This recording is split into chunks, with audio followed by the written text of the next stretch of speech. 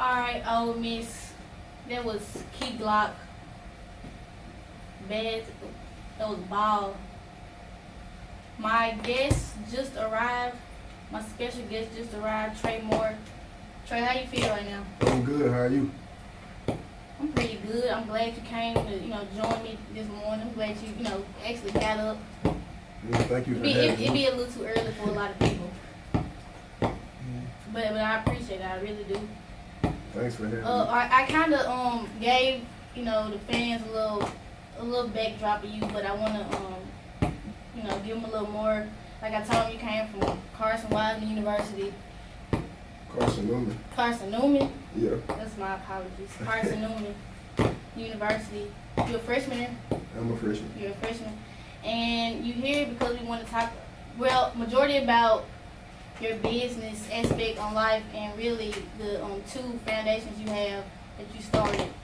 The first one, CMD, which is Chasing My Dreams, and Put Down the Pistols, the second one, right? Yeah, that's my nonprofit organization. Nonprofit organization.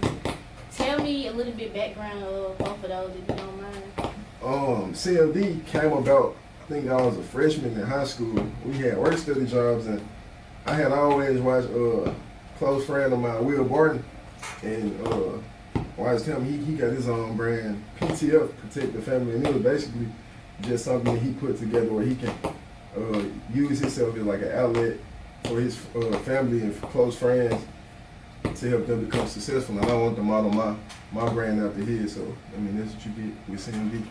So are you and Trey pretty close, or just bump into each other? Or?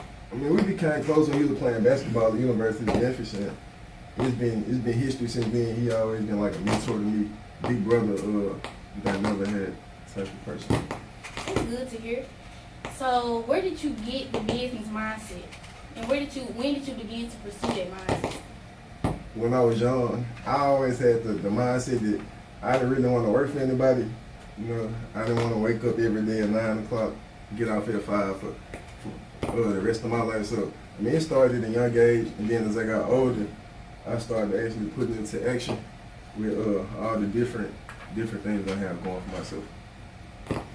So are those the only two things you have going for yourself, or do you have a little bit more going besides school? Because like you told me, you were going to be planning on getting your your degree in business management. That's correct. That's correct. So is there anything else you're doing right now, or just the two things you have going on right now? Those are the two, I would say, most important things that I'm pursuing right now. But I mean, I have different things that coming about, but those are the two things that I'm putting my main focus on. Okay, but it's nice to hear too. And you said you told me how CMD came about. Yeah, I know a little background info, but how did the non-profit organization Put Down the Pistol start? Well, my cousin Cameron, he was killed in 2015 at Tennessee State University, and I mean, I've always wanted to work with the youth and make a change in my city. So, I mean, if you know Memphis, you know that it's a crime rate is pretty high. I think last year we had 200 homicides, and 21 of those were youth, 18 and under. So, with me I always wanted to be affiliated with the youth.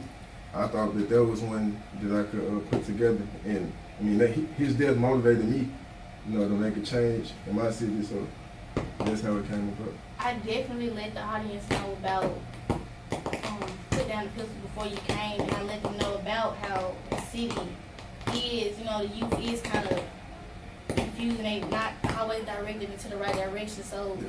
It's always something. We always do need something positive. And I was letting them know that, to me, Put Down the Pistols, even CMD from Memphis is wonderful, because we don't get stuff like that all the time. And honestly, when you try to start things, people not gonna always support you, and they not always gonna see what you see, and maybe see eye to eye. But the fact that you doing it, and you doing it with your guys, and y'all actually pursuing it, it's amazing to me.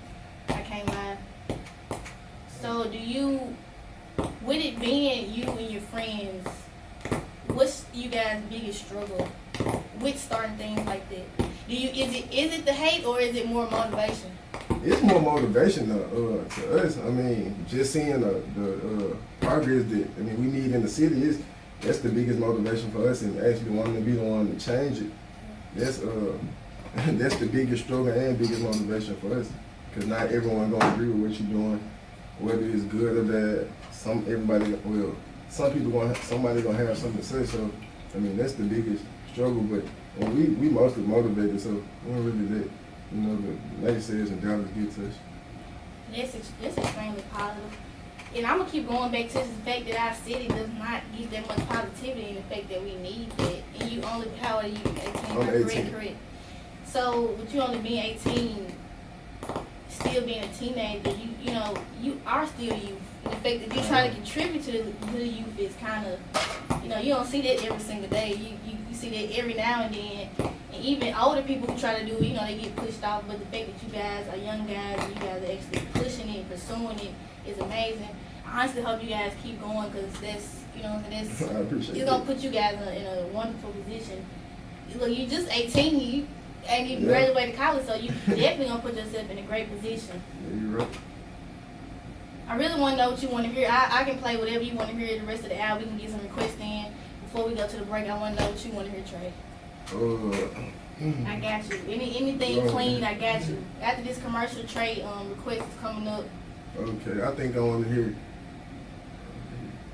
But you gotta think about it. I gotta think about it. You gotta think about it. It's too many good songs. Yeah, it is. I'm not gonna lie. Can I get that YF and Lucci, Boss Life? We're gonna see if that's clean during the break. Y'all keep it locked. It's Key and Trey. Don't go nowhere. 92.1 Rebel Radio.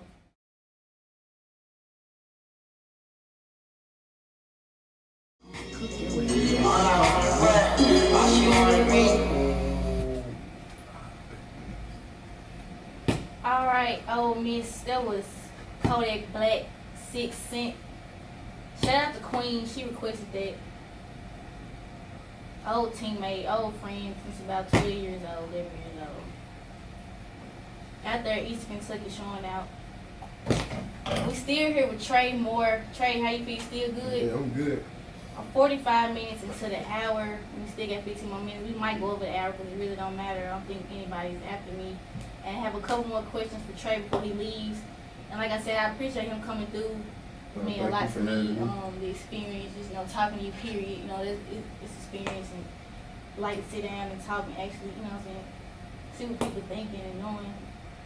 All right, my next question is, what messages do you have for the youth as far as gun control and gun violence wise? Gun violence should be like the last resort to any conflict, any situation. I mean, if you have a mentor or somebody that you look up to, I think you should seek their help first. And with gun violence should never be the last resort of anything. So in the midst of all this NRA stuff we have going on, in Florida they just had a school get shut up. I guess 16 people were murdered. How do you feel about that? Like, I don't see things like that happening in Memphis because, we kind of have, in the inner city, we have metal detectors and things like that. But, of course, you can still get a gun into the school. In some schools, I know you can really just walk in. Like I said, in Florida, I was like, how can dude just walk into the school? But I think about it, I'm like, a lot of schools you can just walk in. So how do you feel about that being in Memphis and things like that being that scary? Like, sometimes, we just talked about your little sister. Sometimes you can't even feel comfortable with sending, your siblings or, somebody to school. How do you feel about that? Like, do you see that getting scarier, or do you think the NRA will start to put control on things like that?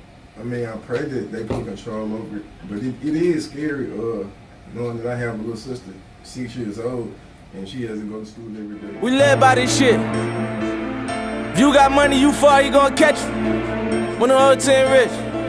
When the whole team rich. When the whole team rich. One see the whole team lit, see the whole team rich. See the whole team rich. One